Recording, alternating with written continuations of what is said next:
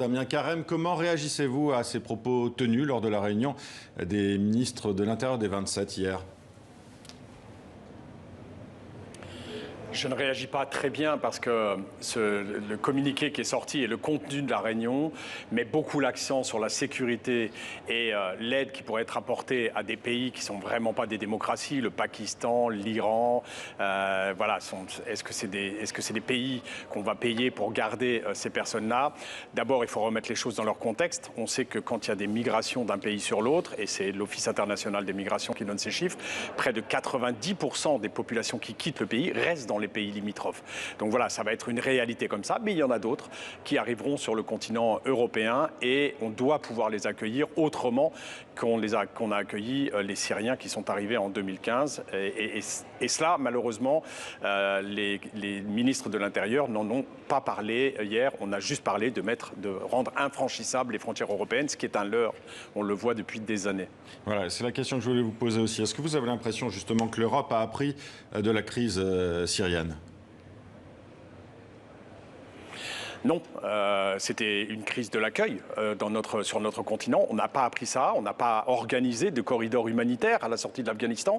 On sait, et je suis sollicité moi tous les jours par des Afghans ici en Europe dont les familles sont là-bas et sont menacées là-bas pour nous demander d'intervenir pour faire partir ces personnes-là. Il faut que l'Europe organise des couloirs humanitaires dans ces pays limitrophes, depuis l'Iran, depuis le Pakistan, pour amener ces populations qui sont en danger de mort face à un régime taliban dont on connaît les capacités à faire taire des populations.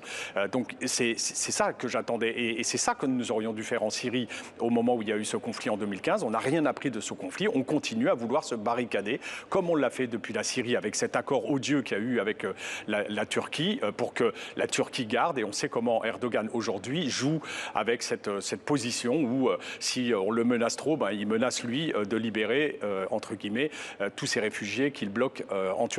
Est-ce que selon vous aujourd'hui il y a une vraie ligne sur la politique migratoire européenne? Non, il n'y en a pas. Et on le voit bien aujourd'hui. On est en pleine discussion sur le pacte asile-migration qui a été présenté il y a maintenant 1 an par la Commission européenne. Les avancées sont extrêmement difficiles. Moi, je suis en charge pour les Verts européens de tout ce qui est la réforme de Dublin, de la directive Dublin. Et on voit bien les difficultés qu'on a vues d'ailleurs à travers toutes les auditions qu'on a faites, des représentants de l'Espagne, de l'Italie, de la Grèce, qui ne sont pas d'accord avec ce plan qui a été proposé, mais aussi des chercheurs au niveau européen. Bref, il n'y a pas une ligne aujourd'hui, il y a une ligne de renfermement de cette Europe et pas d'ouverture, de renforcement de ses frontières et pas de cette volonté qui est exprimée pourtant par de nombreuses collectivités à l'intérieur de l'Europe, de dire nous on est d'accord pour accueillir, nous on peut accueillir dans nos collectivités, c'est de la compétence des États, il faut que les États soient présents, mais il y a un certain nombre de villes en Europe qui sont prêtes à accueillir ces personnes qui sont menacées. Vous proposez avec 80 parlementaires européens aux institutions européennes, justement, et aux États membres d'activer la directive de 2001 qui permet d'accorder aux Afghans une protection immédiate. De quoi s'agit-il précisément ? Ben voilà, c'est en 2001, mais ça n'a même pas été abordé au cours de cette réunion des conseils, du ministre de l'Intérieur hier au niveau européen.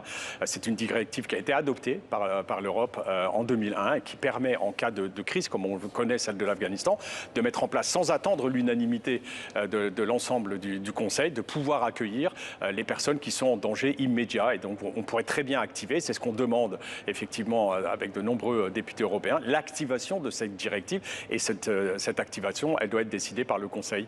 Donc voilà, on a les outils juridiques et c'est en cela aussi que je dis que l'Europe n'est pas à la hauteur en matière d'accueil de ces réfugiés. Merci Damien Carême d'avoir été en direct avec nous depuis Bruxelles.